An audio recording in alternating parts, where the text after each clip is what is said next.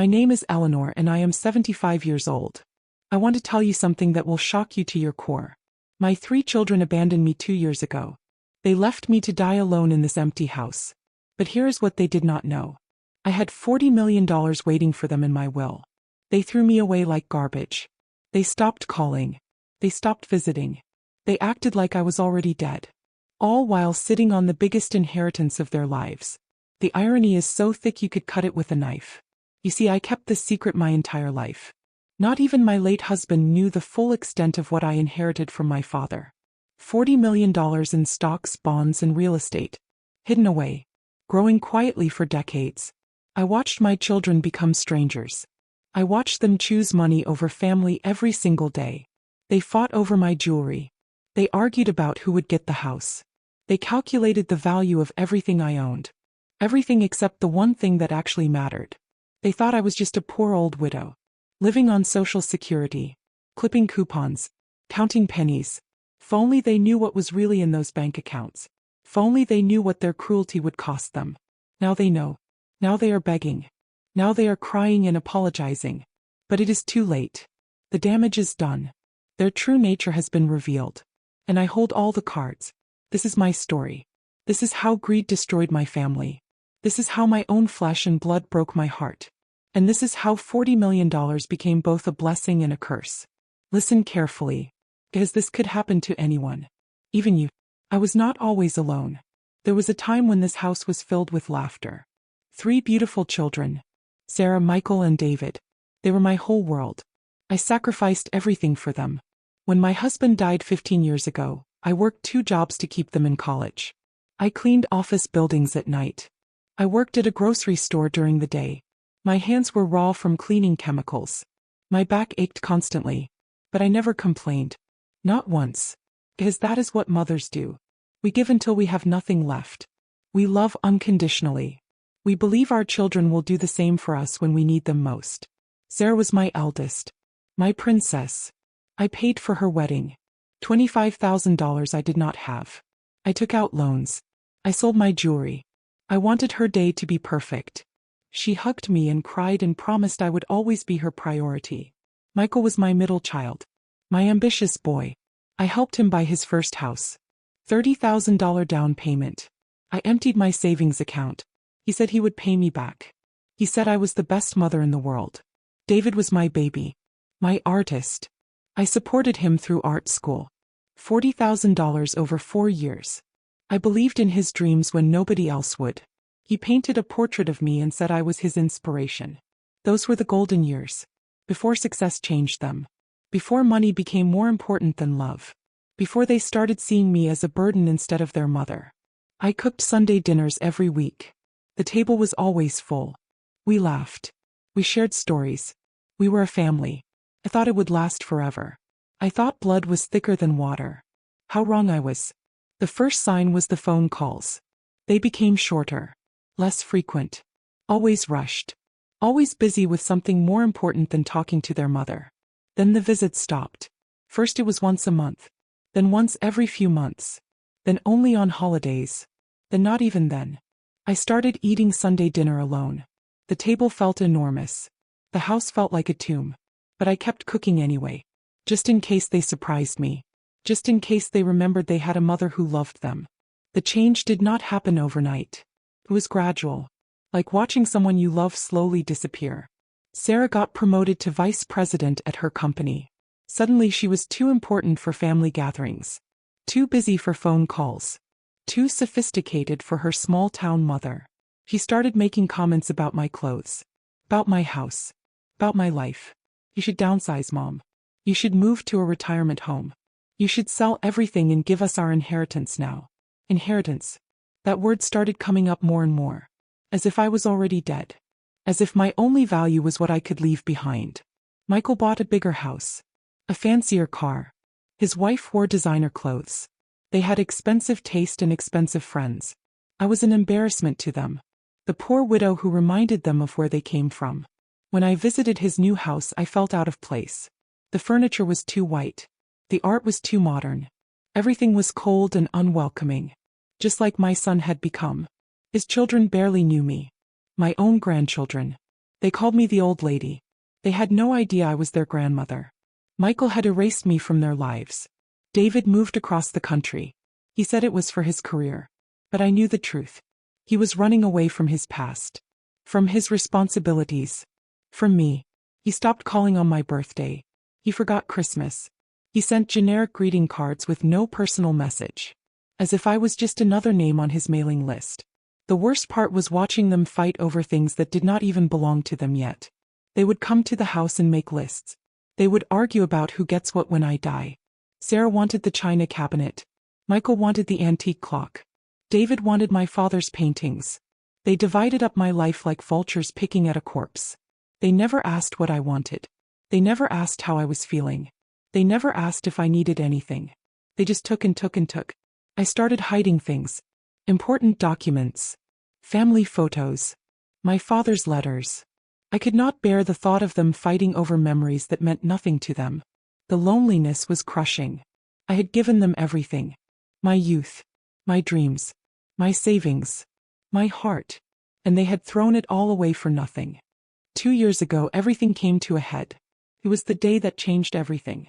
The day my children showed me who they really were. I had fallen in the kitchen. Nothing serious. Just a bruised hip and wounded pride. But I was shaken. For the first time I felt truly old. Truly vulnerable. I called Sarah first. She was in a meeting.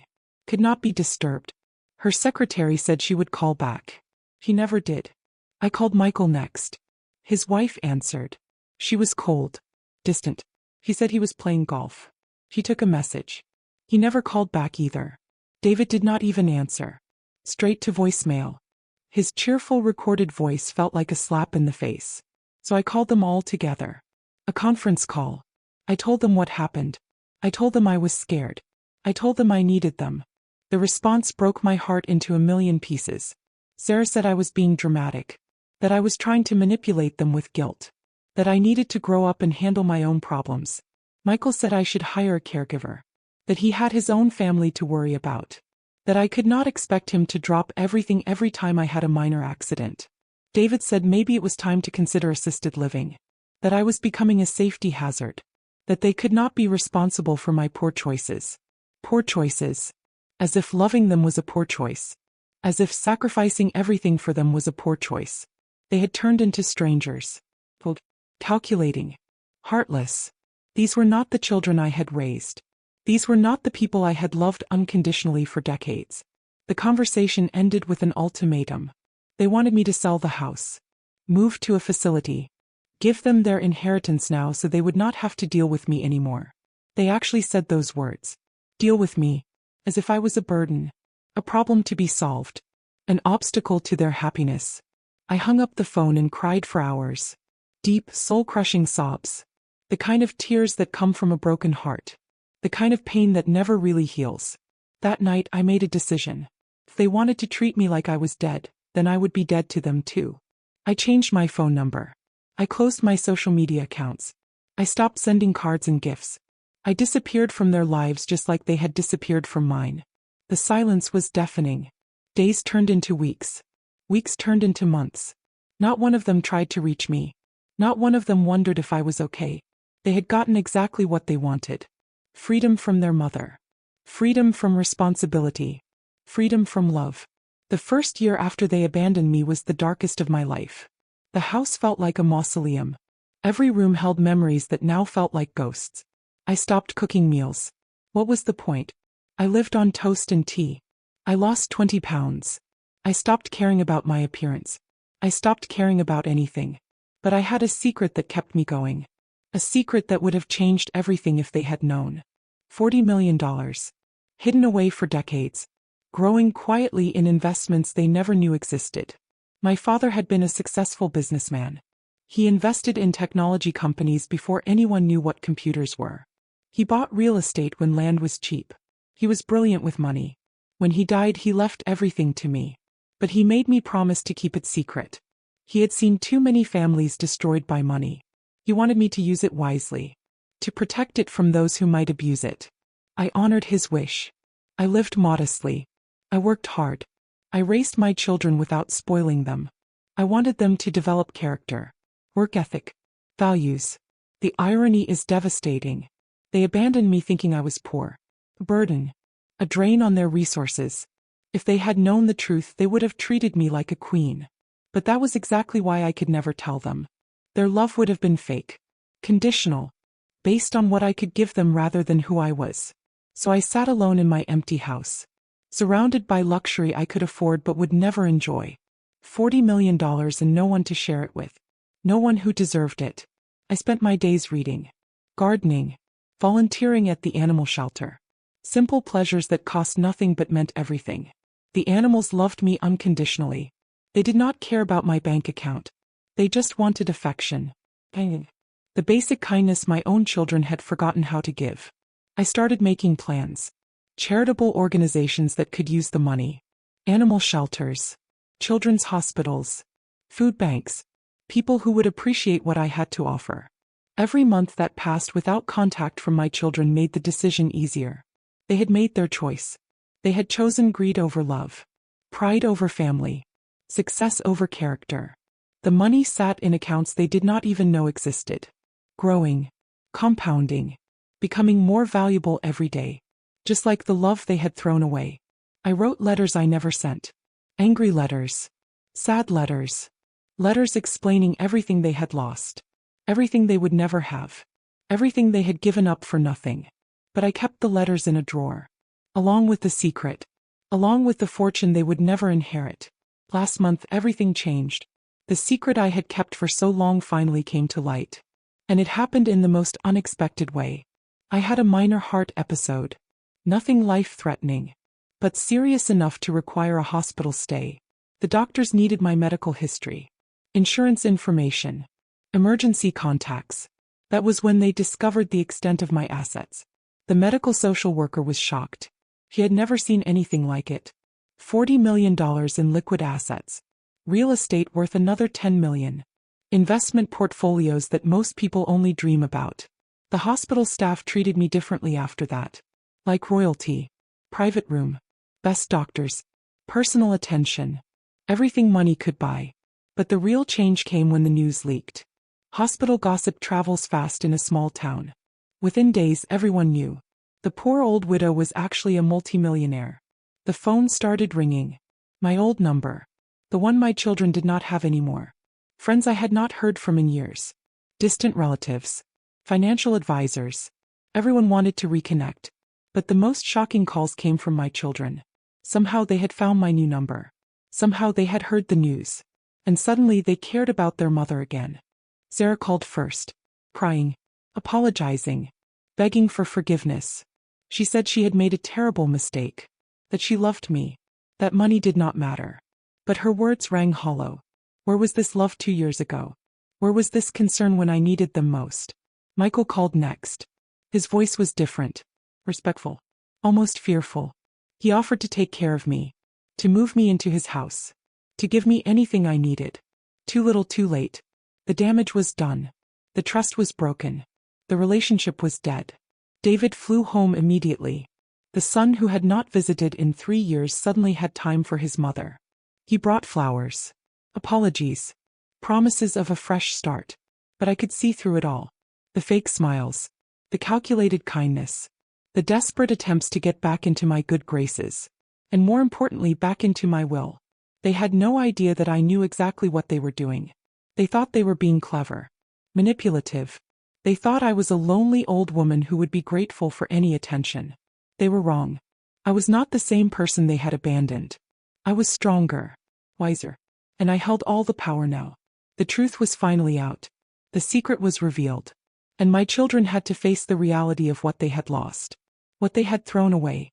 What they would never get back. The past month has been a masterclass in fake remorse. My children have tried everything to win me back. But I can see through their act. Sarah visits every day now. She brings groceries. He cleans the house. She acts like the perfect daughter. But her eyes give her away. They are calculating. Measuring. Evaluating what she might inherit. She talks about the past. About how much she loved me. About how sorry she is for losing touch. But she never mentions the real reason she is here. The $40 million elephant in the room. Michael has offered to quit his job. To become my full-time caregiver. to dedicate his life to making me happy. The same man who could not spare 5 minutes for a phone call 2 years ago. His wife has suddenly become my biggest fan. He compliments my house, my garden, my wisdom. The same woman who once called me an embarrassment to their social circle. David has moved back to town. He rented an apartment 5 minutes away. He says he wants to spend quality time with his mother. The son who forgot my birthday for 3 years running. They take turns visiting. They coordinate their schedules. They make sure I am never alone. Not out of love. Out of strategy. They are protecting their investment. But here is what they do not understand. I am not the same woman they abandoned. I have grown stronger in my solitude. I have learned to value myself. And I have made peace with their absence. The money does not define me. It never did. I lived without it for decades. I can live without it forever. But I cannot live with children who only love me for what I can give them. I have been testing them. Small tests. I mention feeling tired. They panic. I talk about changing my will. They scramble. I suggest donating to charity. They object. Every reaction proves what I already know. Their love is conditional, temporary, based entirely on financial gain. So I have made my decision. A decision that will shock them more than the inheritance itself. A decision that will teach them the final lesson about family, about love, about consequences. They think they are playing me, but I am playing them. And I hold all the cards. The will has been changed. The accounts have been closed. The investments have been redirected. Everything they thought they would inherit is going elsewhere. To the animal shelter where I volunteer. To the children's hospital where I read stories. To the food bank where I serve meals. To organizations that understand the true value of generosity. My children will get exactly what they gave me. Nothing. Tomorrow I will tell them. All 3 of them. Together. The same way they delivered their ultimatum to me 2 years ago. I will explain that their inheritance has been donated. Every penny. Every asset. Every investment. Gone to people who actually need it and deserve it. They will be shocked. Angry. They will accuse me of being cruel. Vindictive. Unfair. They will not understand that this is not punishment. This is justice. For $40 million they abandoned their mother. For $40 million they threw away decades of love. For $40 million they revealed their true character. Now they know what $40 million actually costs. Everything that matters. Family. Love. Respect. Values their father, and I tried so hard to teach them. I'm not angry anymore. I am sad. Sad for the children they used to be. Sad for the people they have become. Sad for the grandchildren who will never know their grandmother. But I am also proud. Proud that I found the strength to stand up for myself. Proud that I chose dignity over desperation. Proud that I learned my worth is not measured in dollars. The money will do good in the world. It will save animals. Heal children. Feed families. It will create the kind of legacy I always wanted. Not through my children, but despite them. I have friends now. Real friends.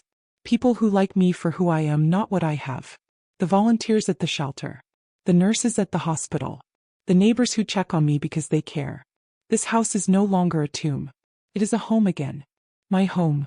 Filled with people who appreciate my stories. My wisdom. My company. I sleep peacefully now. My conscience is clear. My heart is healing. My future is bright. My children made their choice 2 years ago. They chose greed over love. They chose money over family. They chose to abandon their mother when she needed them most. Now they have to live with that choice forever. And they have to live with the knowledge that $40 million slipped through their fingers because they forgot the most basic human truth. Love is the only inheritance that really matters. And love cannot be bought, sold, or stolen. It can only be given freely. And earned honestly. They had my love for free for 73 years. They threw it away for money that was never theirs to begin with. That is the real tragedy of this story. Not the lost fortune. But the lost family. The lost relationships. The lost opportunity to be decent human beings. I am 75 years old. I do not know how much time I have left. But I know I will spend it surrounded by people who actually care about me. People who see value in who I am, not what I own. And when I die, I will die with dignity. Knowing I made the right choice. Knowing I stood up for myself. Knowing my money went to people who will use it to make the world better. That is worth more than $40 million. That is worth everything.